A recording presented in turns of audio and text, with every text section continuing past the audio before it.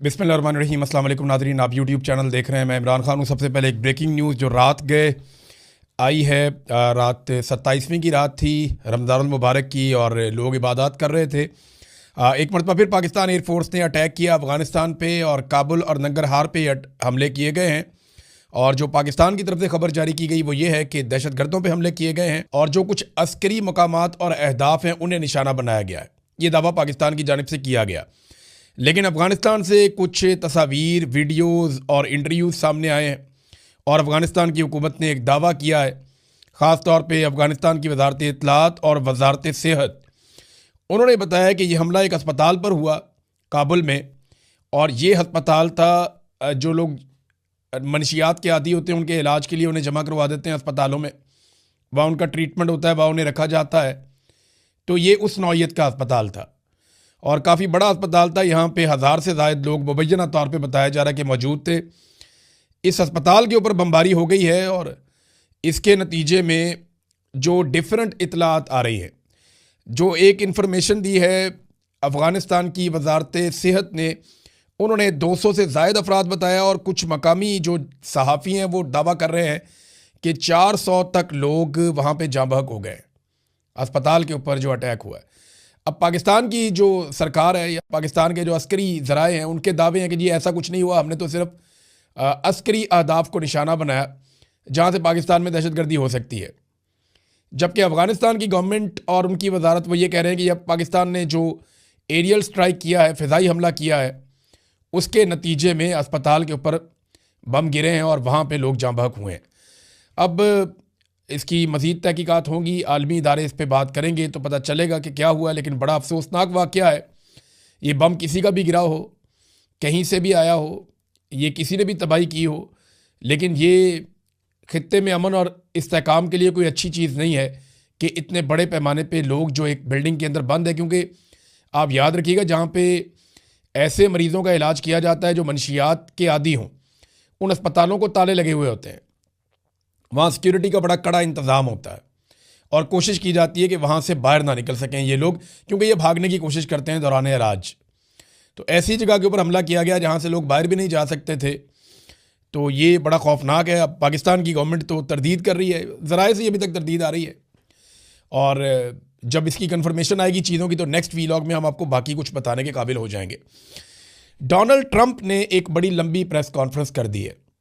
देखिए, अमेरिका जब जंग जीत रहा होता है ना तो फिर वो इंजॉय कर रहे होते हैं, फिर सिर्फ जेस्चर्स दे रहे होते हैं, फिर सारे लोग कुछ और बोल रहे होते हैं। लेकिन जब अमेरिका जंग नहीं जीत रहा तो हालात बहुत ख़राब हैं। डोनाल्ड ट्रंप अमेरिका के अंदर इंटरनल पॉलिटिक्स में बहुत बुरी तरह फंस गए हैं। डोनाल्ड ट्रंप की हमायत ख़त्म होती जा रही है, हत्ता कि इसराइल की जो हमायत है अमेरिका में वो भी कम हो रही है। अभी एक नया सर्वे करवाया गया है, और उस सर्वे के नतीजे ये बताते हैं कि डोनाल्ड ट्रंप की मकबूलियत तो वैसे ही फारिग हो गई, और ये जो जंग है इसको अमेरिकन समझते हैं कि ये इसराइल की जंग है, अमेरिका की जंग नहीं है। ये 84% इसराइली ये समझते हैं, CNN ने जो सर्वे करवाया। और अभी एक और सर्वे में इसराइल की हमायत अमेरिका में कम हो गई है। ये जो अभी गज़ा के अंदर हुआ उसकी वजह से, और ख़ास तौर पे ईरान के ऊपर जो अटैक किया अमेरिका ने और इसराइल ने मिलकर, अमेरिकन ये समझते हैं कि ये नेतन्याहू की वजह से हुआ और अमेरिका भी फंस गया। बहरहाल डोनाल्ड ट्रंप ने एक बड़ी लंबी प्रेस कॉन्फ्रेंस की, उसमें सवालात और जवाब भी हुए। डोनाल्ड ट्रंप के साथ बाकी लोग भी मौजूद थे। जो अहम बातें डोनाल्ड ट्रंप ने कही प्रेस कॉन्फ्रेंस में वो मैं आपके सामने रखता हूं, फिर आपको बड़ी इंटरेस्टिंग चीज़ें मैं बताऊंगा। एक तो ये बात आप जहन में रख लें कि डोनाल्ड ट्रंप का जो एक ये ऑपरेशन था ना, जिसका उसने नाम रखा ऑपरेशन एपिक फ्यूरी, ये अब एक एपिक फेलियर बनता जा रहा है। और ये मैं नहीं कह रहा, ये बहुत सारे लोग कह रहे हैं। डोनाल्ड ट्रंप ने जो कुछ बातें की कि जंग इसी हफ्ते ख़त्म हो सकती है या जल्द ख़त्म हो सकती है, ये भी कहा। फिर ये भी कहा कि ईरानी फ़ौजी ताकत को हमने मुकम्मल तौर पे तबाह कर दिया है। फिर सेम टाइम में डोनाल्ड ट्रंप ने यह भी कहा कि ईरान हज़ारों मिसाइल आसपास के ममालिक पर दाग रहा है जो इस जंग में शामिल होने की तवक्को नहीं रखते। यानी डोनाल्ड ट्रंप का ना CNN ने एक क्लिप जारी किया जिसमें एक ही प्रेस कॉन्फ्रेंस में डोनाल्ड ट्रंप चंद मिनट पहले कोई और बात कर रहा है, चंद मिनट बाद कोई और बात कर रहा है। इसी प्रेस कॉन्फ्रेंस में डोनाल्ड ट्रंप कहता है हमें किसी की मदद की ज़रूरत नहीं है, और इसी में कहता है हमारी मदद करने के लिए कोई क्यों नहीं आ रहा, हमें मदद चाहिए। इसी में डोनाल्ड ट्रंप कहता है कि ईरान को मुकम्मल तबाह कर दिया, हम जंग जीत गए हैं। इसी में डोनाल्ड ट्रंप कहता है कि जनाब आप नए हुर्मस को खुलवाने के लिए सबको आगे आना पड़ेगा, अमेरिका को मदद चाहिए। और इसी में डोनाल्ड ट्रंप कहता है कि ईरान के पास बहुत थोड़े से मिसाइल, चंद ड्रोन रह गए हैं। इसी में कह रहा है कि वो बहुत बड़े पैमाने पे हमले कर रहा है। तो डोनाल्ड ट्रंप ने अलग अलग किस्म की बातें एक ही प्रेस कॉन्फ्रेंस में कर दी। CNN ने वो क्लिप काट के लगा दिए। CNN डोनाल्ड ट्रंप से बदले ले रहा है जो कुछ डोनाल्ड ट्रंप ने CNN के साथ किया माजी में। बहरहाल डोनाल्ड ट्रंप ने कहा कि ईरानी फौजी कुव्वत को हमने तबाह कर दिया है, इस जंग के बाद दुनिया ज़्यादा महफूज हो जाएगी। ईरान के पास सिर्फ 8% मिसाइल और चंद ड्रोन बाकी रह गए। वे कौन गिन गिन के बता रहा है कि 8% हैं मिसाइल? ईरान तो कह रहा है कि उनके पास बहुत सारे हैं। फिर इन्होंने कहा जी कुछ ममालिक ने हमें मायूस किया है और उन्होंने जंग में ताउन नहीं किया।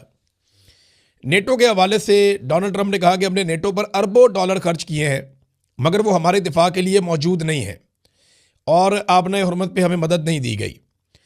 अमेरिका का सिर्फ 1% तेल आता है आबनाए हुर्मत से, जबकि चीन 90%, जापान 95%, कोरिया अपना 35% तेल आबनाए हुर्मत के रास्ते से हासिल करता है। ये तमाम ममालिक अपने बहरी बेड़े भेजें और इनकी ये जिम्मेदारी बनती है। अब डोनाल्ड ट्रंप इन तमाम ममालिक को कह रहे हैं कि आओ और आकर मदद करो और आबनाए हुर्मत को खुलवाओ, हमसे नहीं खुल रहा। तो ये तमाम ममालिक जानते हैं कि उसको खुलवाने का सबसे आसान तरीका यह है कि जंगबंदी हो जाए, इसराइल और अमेरिका यहाँ से पीछे हट जाएं, तो ईरान ऑटोमेटिकली इसको खोल देगा, क्योंकि ईरान की लड़ाई अरबों के साथ तो है ही नहीं। ईरान ने तो आबनाए हुर्मत को बंद किया सिर्फ और सिर्फ डोनाल्ड ट्रंप को तकलीफ देने के लिए, या दुनिया को यह बावर करवाने के लिए यहाँ जंग लगी हुई है, तुम्हें फ़र्क पड़ना चाहिए।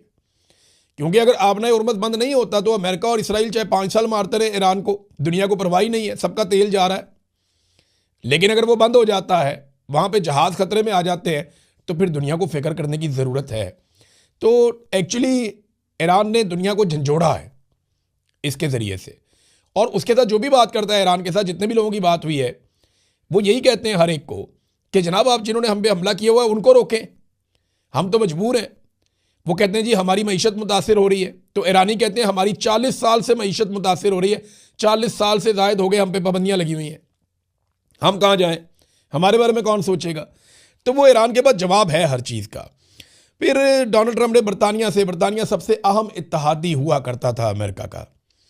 डोनाल्ड ट्रंप ने बरतानिया से कहा कि हमें बरतानिया की ज़रूरत नहीं है, हम पहले ही जंग जीत चुके हैं।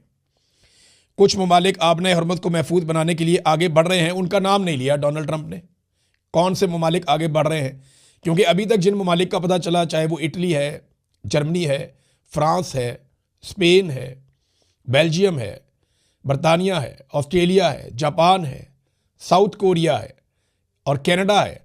ये मैंने 10 ममालिक का नाम तो आपके सामने मैंने ले लिया, और दुनिया के बड़े और तगड़े मुल्क हैं ये। इनमें से तो कोई इस लड़ाई के अंदर नहीं उतर रहा। अभी यूनान के 2 जो टैंकर हैं वो वहाँ से गुजरे हैं, तो यूनान इस लड़ाई में क्यों आएगा?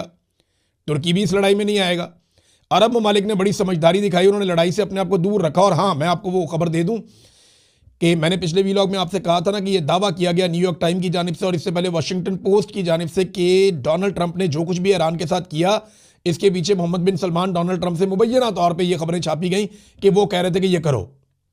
लेकिन एक मरतबा फिर सऊदी अरब से जो सोर्सेज हैं उन्होंने तरदीद की है, उन्होंने कहा जी ऐसा कुछ मोहम्मद बिन सलमान ने नहीं कहा और ये लड़ाई जो है वो हमारे गले ना डाली जाए। तो सऊदी अरब तो बार बार ये कहता है कि हम लड़ाई नहीं लड़ना चाहते ईरान के साथ, हम पुरअमन तरीके से रहना चाहते हैं। एक और चीज़ डोनाल्ड ट्रंप ने जब सवालात पूछे गए तो उन्होंने कहा जी मुझे नहीं पता कि आयतुल्लाह मुश्तबा खामनई जिंदा हैं या नहीं है, लेकिन ये बात बहुत सारे लोग कहते हैं कि वो ज़ख्मी है या माजूर हो चुके हैं। इस किस्म की बातें डोनाल्ड ट्रंप ने की। फिर उन्होंने कहा जी ईरान की सारी क़यादत ख़त्म हो गई है, हम किससे मुज़ाकरात करें हमें मालूम नहीं है। 100 से ज़्यादा बहरी जहाज़ उन्होंने कहा जी हमने तबाह कर दिए हैं, 7,000 अहदाफ को हम निशाना बना चुके हैं। और ये डोनाल्ड ट्रंप ने पहली मरतबा एतराफ़ किया कि जो अहदाफ निशाना बनाए वो मिलिट्री और कमर्शल थे, यानी कमर्शल अहदाफ को भी निशाना बनाया गया। ये डोनाल्ड ट्रंप ने खुद एतराफ़ किया है कि हमने कारोबारी मराकज़ को और कमर्शल तनसीबात को निशाना बनाया है। अब अगर इसके मुकाबले में ईरान ये करता है तो वो बदले में करेगा। तो डोनाल्ड ट्रंप ने खुद इस बात का एतराफ़ कर लिया। नाज़रीन, एक और बड़ी इंपॉर्टेंट चीज़ है, लेकिन डोनाल्ड ट्रंप के स्टेटमेंट के बाद मैं आपको बताता हूँ। डोनाल्ड ट्रंप ने कहा जी कि पीर के दिन हमने 3 ऐसे अहदाफ को निशाना बनाया जहाँ ड्रोन और मिसाइल बनाए जाते हैं। इस जंग में अब कुछ भी बाकी नहीं बचा, यानी अब जंग से निकलना चाहते हैं डोनाल्ड ट्रंप। समंदर में जो बारूदी सुरंगें हैं उसके बारे में उन्होंने कहा जी हमें मालूम नहीं है, लेकिन ये काम करने वाले 30 जहाज़ हमने डबो दिए हैं पानी के अंदर। फिर उन्होंने यूरोप को डराया डोनाल्ड ट्रंप ने कि पुतिन सिर्फ अमेरिका से डरता है, और नेटो सिर्फ अमेरिका है। यूरोप से पुतिन बिल्कुल नहीं डरता। ये बात डोनाल्ड ट्रंप ने की है। अब यूरोप को सोचना पड़ेगा कि वो अमेरिका और रशिया की सर्द जंग के अंदर हमेशा से अपना झुकाव अमेरिका की तरफ रखते रहे हैं। अगर वो रशिया के साथ ताल्लुकात बनाएं और रशिया के साथ एक मुआहदा करेंगे, रशिया इस लिमिट से आगे नहीं आएगा, तो क्या ये एक नए दौर का आगाज़ नहीं हो सकता? इस बारे में यहाँ पे ना एक बेल्जियम के प्राइम मिनिस्टर ने, क्योंकि जब डोनाल्ड ट्रंप की मुखालफत शुरू हुई थी ना, तो सबसे पहले जो स्टेटमेंट दिया था वो बेल्जियम के प्राइम मिनिस्टर ने दिया था। जब स्पेन के प्राइम मिनिस्टर ने बात की, उससे भी पहले बेल्जियम के प्राइम मिनिस्टर ने बात की थी, हमें रूस के साथ ताल्लुकात को मामूल पर लाना और सस्ती तवानाई तक दोबारा रसाई हासिल करना चाहिए। यही अक्लमंदी है। निजी तौर पर यूरोपीय रहनुमा मुझसे मुत्तफिक है, यानी ज़ाती तौर पर बात करते हैं तो यूरोपीय रहनुमा कहते हैं ठीक है बात, लेकिन कोई भी इसे बुलंद आवाज़ में कहने की जरूरत नहीं करता। हमें यूरोप के मफाद में रूस के साथ अपने तनाज़ात ख़त्म करने चाहिए। बेल्जियम के वज़ीर आज़म बार्ट व्यू का बयान। अब ये देखें ना, अगर तो रशिया के साथ ताल्लुकात यूरोप अपने नॉर्मल कर लेता है तो यूरोप की तो लड़ाई खत्म हो जाएगी। यूरोप की रशिया के अलावा दुनिया में किसी से लड़ाई नहीं है। यूरोप तो फिर अमेरिका से भी धंधा कर सकता है, चीन के साथ भी और रशिया के साथ भी, और एशिया के साथ भी और अफ्रीका के साथ भी। यूरोप की तो मौजें हैं, उनकी तो लड़ाई नहीं किसी के साथ, आपस में वो लड़ते नहीं हैं। उन्होंने अपना एक इक्वेशन बनाया हुआ है, अपनी यूरोपीय यूनियन बनाई हुई है। लिहाजा अमेरिका और रशिया की सर्द जंग में यूरोप बीच में पिस रहा था। अब यूरोप में ये आइडिया आना शुरू हो गया है, देखते हैं इसका क्या होता है, हम इस पर नज़र रखेंगे। फिर डोनाल्ड ट्रंप ने कहा जी कि हमने ईरान को मुकम्मल तौर पे टिकाने लगा दिया है। अब दीगर ममालिक को चाहिए कि वो आएँ और आबनाए हुर्मुज़ को खुलवाएं। सवाल ये है कि अगर टिकाने लगा दिया है तो फिर आबनाए हुर्मुज़ खुल क्यों नहीं रही? आप बड़े आराम से खुलवा सकते हैं। डोनाल्ड ट्रंप ने एक और बात का एतराफ़ भी किया कि ईरान एक अजीम ताकत है। हम तवक्को नहीं कर रहे थे कि वो मशरिक़ वस्ता में ममालिक पर हमला कर देंगे, उन्होंने हमें हैरान कर दिया। तो डोनाल्ड ट्रंप को ये मानना पड़ा कि वाकई में एक बड़ी ताकत है ईरान, और ईरानियों का जवाब तगड़ा है। अच्छा, इसमें ना एक ईरान ने चैलेंज किया है डोनाल्ड ट्रंप को, मैं लगे हाथों आपको बता दूं। ईरानी गवर्नमेंट ने कहा है कि अगर डोनाल्ड ट्रंप का दावा सच्चा है कि हमारी सारी की सारी बहरिया तबाह हो गई है और उन्होंने सारे जहाज डबो दिए हैं, तो फिर वो हमारे पानियों में आ जाए ना, फिर आबना हुर्मुज़ पे पहुंच जाए अपनी बहरिया लेकर डोनाल्ड ट्रंप, फिर इधर आते क्यों नहीं है? ये उन्होंने चैलेंज किया है। डोनाल्ड ट्रंप के पास इसका कोई जवाब नहीं है। डोनाल्ड ट्रंप बाकी दुनिया को कह रहा है कि मेरे साथ चलो, आबना हुर्मुज़ को खुलवाओ, मैं नहीं वहाँ जाता। अपने बहरी बेड़े उन्होंने बहुत पीछे भिजवा दिए हैं, जबकि यूरोप और बाकी मुल्क ये कह रहे हैं कि अमेरिका का इतना ताकतवर बहरी बेड़ा जो है, इतनी बड़ी बहरिया, वो ये नहीं खुलवा पा रही, तो हम वहाँ जाके क्या करेंगे? फिर उन्होंने कहा जी जापान में हमारे 45,000 फौजी हैं, जनूबी कोरिया में 45,000 फौजी हैं, जर्मनी में हमारे 50,000 फौजी हैं। हम इन मुल्कों का दिफा करते हैं और वो इस जंग में साथ नहीं देना चाहते।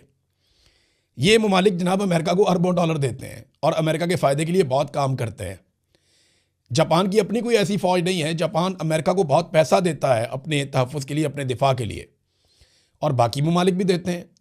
इसी तरह ये अरबों से तो बेशुमार पैसा लिया है अमेरिका ने, बेशुमार पैसा कमाया अरबों से अमेरिका ने, और वहाँ पे अड्डे भी बनाए।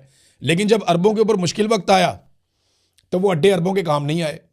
अब सवाल ये पैदा होता, और अरबों ने खुद देखा अमेरिकन को भागते हुए, अमेरिकन को वहाँ से निकलते हुए। ये अरबों के लिए बहुत हैरान कुन बात थी, और इस बात ने पूरी दुनिया को हिलाकर रख दिया है कि क्या हम अमेरिका पे इन्हिसार कर सकते हैं अपनी हिफाजत के लिए? क्या अमेरिका हमारी हिफाजत करेगा मुश्किल वक्त आने पर?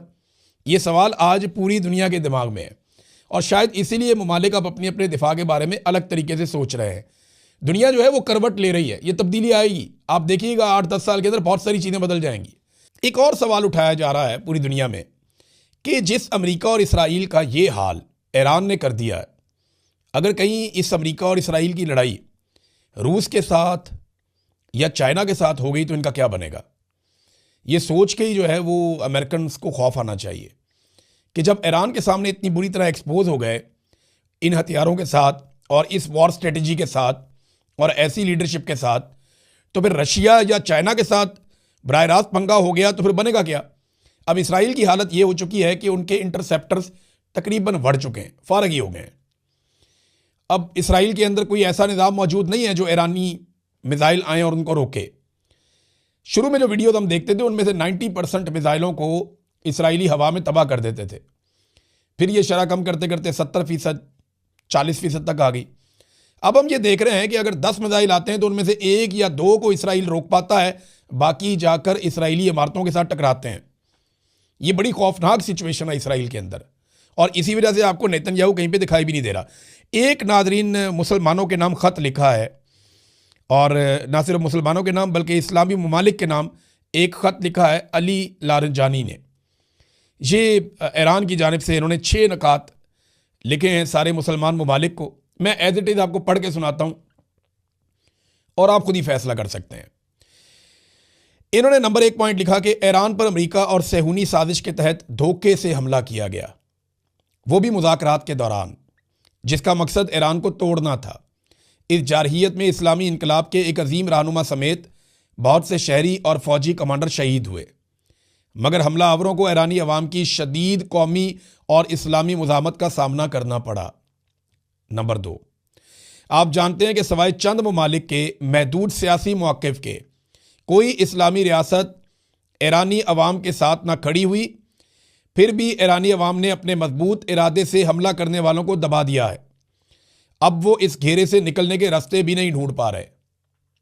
शिकवा किया कि हमारे साथ खड़ा नहीं हुआ कोई, चंद लोग खड़े हुए सिर्फ, और वो भी ज़बानी कलामी सियासी अंदाज में खड़े हुए। नंबर 3, ईरान बड़े शैतान यानी अमेरिका और छोटे शैतान यानी इसराइल के ख़िलाफ़ मुज़ाहमत का रास्ता जारी रखे हुए है, मगर क्या बाज़ इस्लामी हुकूमतों का रवैया नबी अकरम सल्लल्लाहु अलैहि वसल्लम के इस फरमान से मुतसादम नहीं है कि जो शख्स ए मुसलमानों की आवाज़ सुने और जवाब ना दे वो मुसलमान नहीं है। ये कौन सा इस्लाम है? चौथा नुक्ता जो उन्होंने पूछा वो ये कि कुछ ममालिक तो आगे बढ़कर ईरान को दुश्मन करार दे रहे हैं, सिर्फ इसलिए कि ईरान ने अपने इलाके में मौजूद अमरीकी अड्डों और अमरीकी और इसराइली मफादात को निशाना बनाया। क्या ईरान चुपचाप बैठ जाए जब आपके ममालिक में अमरीकी अड्डे ईरान पर हमलों के लिए इस्तेमाल हो रहे हों? यह महज बहाना है। आज मुकाबला अमरीका और इसराइल के एक जानिब और ईरान और मुज़ाहमती क़ुव्वतों के दूसरी जानिब है। आप किस तरफ खड़े हैं? ये सवाल उन्होंने पूछा। सादी सी बात है, वो कहते हैं जी अड्डे जब बनाए अपने मुल्कों के अंदर, वहाँ से ईरान पे अटैक होगा तो ईरान वापस अड्डों पे अटैक करेगा। ये उन मुल्कों पे अटैक नहीं है। मुकाबला इसराइल और अमेरिका में और दूसरी जानिब ईरान के अंदर है। आप किसके साथ खड़े? सवाल ये पैदा होता है। फिर 5वां नुक्ता जो उन्होंने बयान किया अपने लेटर में, इस्लामी दुनिया के मुस्तकबिल पर गौर करें। आप जानते हैं कि अमेरिका आपका वफादार नहीं है और इसराइल आपका दुश्मन है। एक लम्हे ठहरें, आप अपने पर और खित्ते के मुस्तकबिल पर गौर करें। ईरान आपके साथ मुखलिस है, वो आप पर गलबा नहीं चाहता। यानी ईरान यहाँ कब्जा नहीं करना चाहता, ईरान यहाँ पे कोई एक्सटेंशन नहीं करना चाह रहा, कोई एक्सपेंशन का प्लान नहीं है, वो इसराइल का है। तो ये ईरान ने यहाँ पे क्लियर किया कि अमेरिका आपका वफादार नहीं है, ईरान गलबा नहीं चाहता, ईरान आपका दोस्त है। नंबर 6, अगर उम्मत मुस्लिमा मुकम्मल ताकत के साथ मुत्तहिद हो जाए तो ये इत्तेहाद तमाम इस्लामी ममालिक के लिए सलामती, तरक्की और आज़ादी की ज़मानत बन सकता है। वैसे ईरान ने जितनी बहादुरी के साथ ये लड़ाई लड़ी है ना, अगर एक मुल्क ये कर सकता है तो सोचें अगर मुसलमान ममालिक सारे इकट्ठे हो जाएं। हमारे पास कितना पैसा, कितना कुछ है मुसलमान मुल्कों के पास। ये पहले भी बहुत दफ़ा आइडिया आया मार्केट में। तो इंसानियत के नाम पे इकट्ठे हो जाएं, खाली मुसलमान मुल्क नहीं बाकी ममालिक भी इकट्ठे हो जाएं साथ में। जो रीजन है वो सारा इकट्ठा हो जाए, जैसे यूरोपीय यूनियन है वो सब इकट्ठे रहते हैं। अगर ये रीजन भी इकट्ठा हो जाए और आपस में मुआहदा कर लें कि हम आपस में कभी नहीं लड़ेंगे, हम तरक्की करेंगे, तामीर करेंगे, गरीबों को फ़ायदा देंगे, अपने लोगों को अपलिफ्ट करेंगे। अगर ये सारे मुल्क मिलकर फैसला कर ले और ये खून रेजी बंद हो जाए तो चंद जर्नैलों की दिहाड़ियाँ तो ख़त्म हो जाएंगी, चंद पागल ज़हनी मरीजों का काम तो बंद हो जाएगा। लेकिन इस खित्ते के जो करोड़ों लोग हैं, बहुत बड़ी तादाद में अरबों लोग हैं बल्कि, उन सब का मुस्तकबिल बन जाएगा। नाज़रीन, आखिर में मैं एक तबसरा पढ़ रहा था एक नौजवान का, और उन्होंने बड़ी मज़ेदार चीज़ लिखी। उन्होंने कहा जी कि ईरान इतनी शानदार लड़ाई लड़ रहा है, कौन सा जर्नैल है, किसी का नाम आया सामने, कोई गाना शाना निकाला हो उनके ISPR ने, या उनके जर्नैलों को हीरो बनाया गया हो? नहीं, वो ईरानी कौम को हीरो बना रहे हैं, ईरानी कौम के मुंतखब नुमाइंदों को हीरो बना रहे हैं, अवामी नुमाइंदों को। और वो ईरान की बात करते हैं, ईरानी अवाम की बात करते हैं। वो किसी एक जर्नैल की, किसी एक को हीरो बनाने की बात नहीं करते। तो उनकी सोच के अंदर बड़ी आज़ादी है। वहाँ पे देखें ना, 2 ही लोग सामने आ रहे हैं, दोनों फौजी नहीं हैं, अब्बास अरागची और अली रंजानी, ये दोनों लोग सामने आ रहे हैं। तो ये चीज़ भी हमें सीखनी पड़ेगी ईरान से कि बड़ी से बड़ी लड़ाई भी आप लड़ें तो कौम को खड़े होना होता है। आप इक्का दुक्का को उठा के हीरो नहीं बना सकते। अब तक के लिए इतनी, अपना ख्याल रखिएगा, अपने इस चैनल का भी। अल्लाह हाफ़िज़।